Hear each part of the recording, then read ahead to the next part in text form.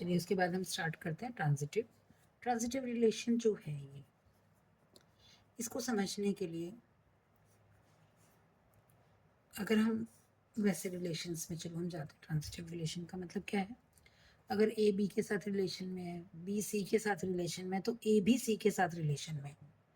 हाँ, यहाँ पे बात वही है कि ए बी सी सब एक ही सेट से आ रहे हैं। तो ट्रांजिटिव रिलेशन की अगर कंडीशन लिख रहे हैं तो इफ का मतलब अगर ऐसा है, तो अगर ए और बी और सी दोनों रिलेशन में है, मतलब ए भी बी से रिलेट कर रहा है और बी भी सी से रिलेट कर रहा है। क्या खास बात है इसमें, ये दोनों बी सेम है।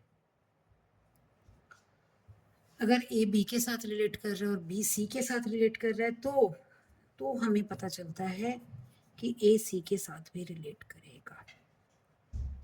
अगर ऐसा हर रिलेशन में हर एलिमेंट के साथ है, तो हम क्या कहेंगे, रिलेशन कैसा है, ट्रांजिटिव रिलेशन है।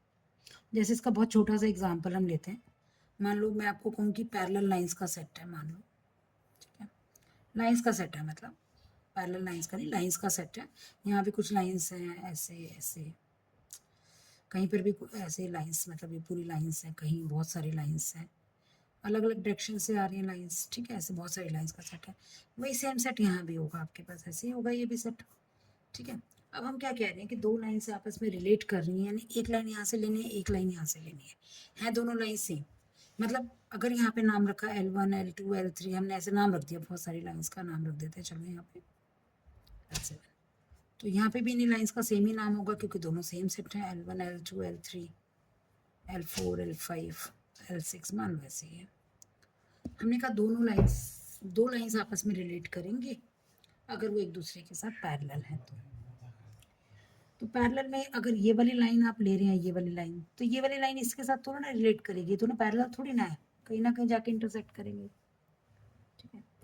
तो ये लाइन और ये लाइन आपस में पैरेलल तो नहीं है, ये जो लाइंस आपस में दो लाइन पैरेलल है वो रिलेट कर रही हैं। तो जैसे मान लो अगर हम इस वाली लाइन की बात करें L3, तो खुद से तो रिलेट करेगी, खुद के साथ तो पैरेलल है ही है।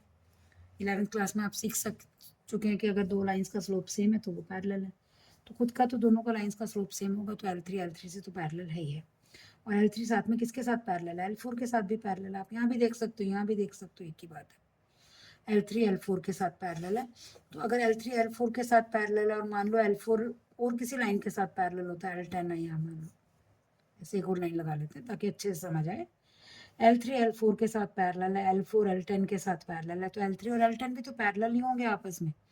तो हमने क्या कहा इसके अंदर, हमने ऐसे बोला L3 नाम की लाइन रिलेट कर रही है L4 नाम की लाइन से, L4 नाम की लाइन रिलेट कर रही है L10 नाम की लाइन से। तो हम इन दोनों से क्या रिलेट कर सके कि L3 और L10 भी आपस में क्या होंगे, रिलेशन में होंगे। तो इस तरह के रिलेशन को क्या बोलते हैं, ट्रांजिटिव रिलेशन है ये। अच्छा, बट इसमें एक चीज़ और है, वो क्या है, अगर मान लो ऐसा कुछ हो जाए कि सिर्फ ए बी इसके अंदर मिले और बी सी इसके अंदर कोई हो ही ना रिलेशन में, मतलब बी कभी भी फर्स्ट एलिमेंट बन ही नहीं रहा पूरे रिलेशन में, ए बी के साथ रिलेट कर रहे, बी सी के साथ नहीं, तब भी हम रिलेशन को ट्रांजिटिव ही मानेंगे। क्यों मानेंगे भैया, ऐसा क्या हो गया, वो तो कंडीशन ये कहती है, बट कंडीशन को अगर ध्यान से एनालाइज करोगे तो क्या है रिलेशन में, अगर ये दोनों हैं तो इसका होना चाहिए, तभी वो रिलेशन क्या कराएगा, ट्रांजिटिव। अगर इन दोनों में से ये वाला मिसिंग ही है, फिर तो वो वाली बात ही हट गई, ये वाली कंडीशन की। अच्छा, अब क्योंकि मैथ्स का क्या रूल है, अगर मैं कहती हूँ ना कि मेरे को, मैं इस बात को नहीं मानती, तो मुझे एक एग्जाम्पल देना पड़ेगा जो मेरी बात को कह सके कि हाँ ठीक है भाई, आप ठीक नहीं मान रहे इस बात को। अब इस केस में क्या होता है कि अगर ए बी है और बी सी हमारे पास नहीं है, तो मैं अपनी बात के लिए एक भी एग्जाम्पल नहीं दे पाऊंगी।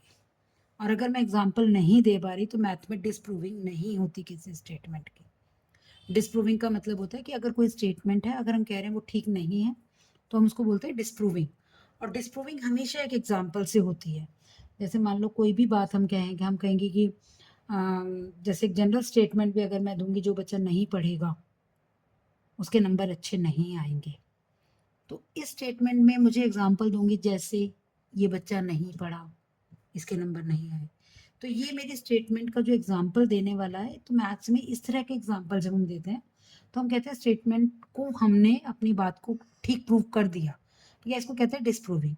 तो डिस्प्रूविंग ऑफ स्टेटमेंट, किसी भी स्टेटमेंट की जो डिस्प्रूविंग होती है वो हमारी एग्जाम्पल से होती है, और जब भी हम किसी चीज़ को प्रूफ करते हैं तो वो कभी एग्जाम्पल से नहीं होता।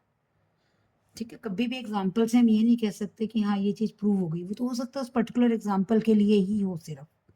हाँ, बट डिस्प्रूविंग का क्या मतलब है कि अगर एक मैंने जनरल स्टेटमेंट दी, उसमें एक एग्जाम्पल ढूंढ लाई, नहीं ये बात ठीक नहीं है, तो वो डिस्प्रूव हो गई। तो ट्रांजिटिव अगर मैं कह दूं कि ए बी है और बी सी नहीं है, तो मैं एक भी एग्जाम्पल नहीं ढूंढ पाऊंगी जहाँ पे मैं ये कह पाऊँ ये दोनों है और ये नहीं है। तो ऐसे केस में भी हमारे को हम मानते हैं ट्रांजिटिव है, जिसको हम बोलते हैं ट्रिवियली ट्रांजिटिव। ट्रिवियली, ठीक है, मान लिया कि ट्रांजिटिव है, ट्रिवियल ट्रांजिटिव है। जैसे इसमें अगर हम एक रिलेशन लेते हैं, बहुत छोटा सा रिलेशन लेते हैं, A is brother of B, A is brother of B. अगर एक मैंने टाउन में बहुत सारे लोग लिए और मैंने कहा दो लोग रिलेटेड है, अगर पहले वाला दूसरे वाले का भाई है तो if A is brother of B, तो अब चेक करना रिलेशन ट्रांजिटिव है या नहीं है। तो रिलेशन ट्रांजिटिव होगा या नहीं होगा किस बात पे डिपेंड करेगा। A is brother of B, पहला केस क्या है, हो सकता है मैं ढूंढ लूँ कि B is brother of C, ऐसा भी मैं ढूंढ लूँ B is brother of C. तो A is brother of B and B is brother of C, तो ऑब्वियसली ए किसका ब्रदर है, A is brother of C. इस केस से ठीक हो गया। हाँ, सेकंड केस अब कोई बच्चा ये भी कह सकता है मैम बी सिस्टर भी हो सकती है,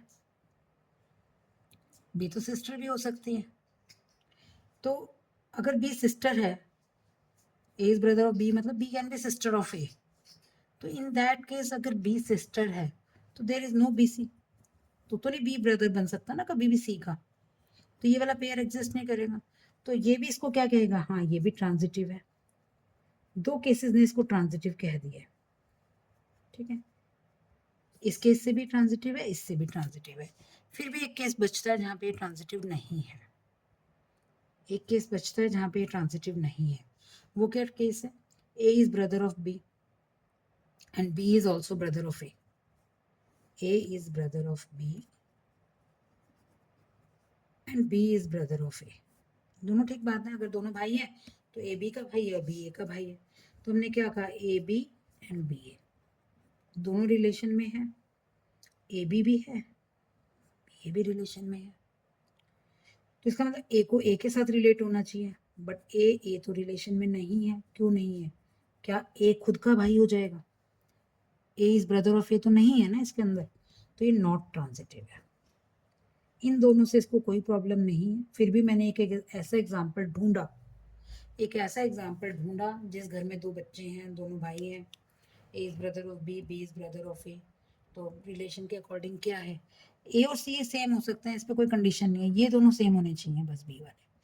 तो A is brother of B, B is brother of A, तो इससे क्या निकला, सी की जगह भी यही है, तो ए को रिलेशन में होना चाहिए जो कि नहीं है, तो ये रिलेशन ट्रांजिटिव नहीं है। ऐसे बहुत सारे एग्जाम्पल्स के साथ टाइप ऑफ रिलेशन समझेंगे अपनी नेक्स्ट वीडियो में। Thank you.